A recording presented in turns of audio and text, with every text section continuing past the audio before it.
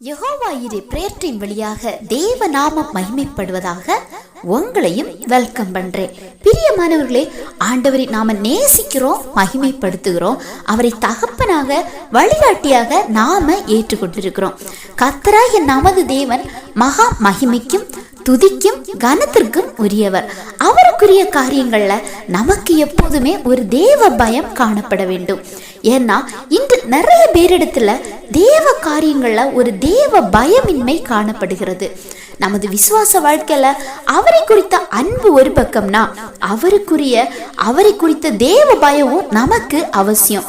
நமது குடும்பத்துல நாம ரொம்ப நேசிக்கிற மதிப்பிற்குரிய ஒரு வயது முதிர்ந்த நபர் இருக்காங்கன்னா, அவருக்குரிய கனம் மரியாதை எந்த இடத்துலையும் குறைக்கப்படாது, அவருக்கு முன்னுரிமை கொடுக்கப்படும்.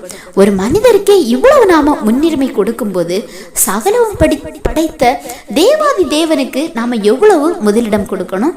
அது போலதான் நேசிக்கிறேன் என்ற பெயர்ல ஜபமும் வாழ்வின் சில காரியங்களும் விசுவாச ஜீவிதத்துல முழுமை பெறாது. தேவ காரியத்துல தேவ பயத்துடன் கூடிய ஒழுங்கும் கிரயமும் நமக்குள்ள காணப்படணும். சங்கீதம் 2:11 நாம பார்க்கும்போது, பயத்துடனே கர்த்தரை சேவியுங்கள், நடுக்கத்துடனே களி கூறுங்கள் என்று நாம பார்க்கலாம். வசனத்தின்படி கர்த்தரை சேவியுங்கள், ஆனா பயம் காணப்படணும். களி கூறுங்கள், ஆனா நடுக்கம் காணப்படணும். ஏன் நம்மை அறியாம இதுல சில தவறுகள் ஏற்படுது தெரியுமா? தேவனுக்குரியவை என்று எண்ணிக்கொண்டு தனக்குரியவைகளை, தனது சுயத்துக்கானவைகளை நாம தேடும் போதுதான் தேவ பயமானது நம்மை விட்டு போகிறது. சின்ன சின்ன காரியங்கள்ல கூட சுயம் செயல்படும் போது அவருக்குரிய பயம் நம்மிடத்துல காணப்படாது.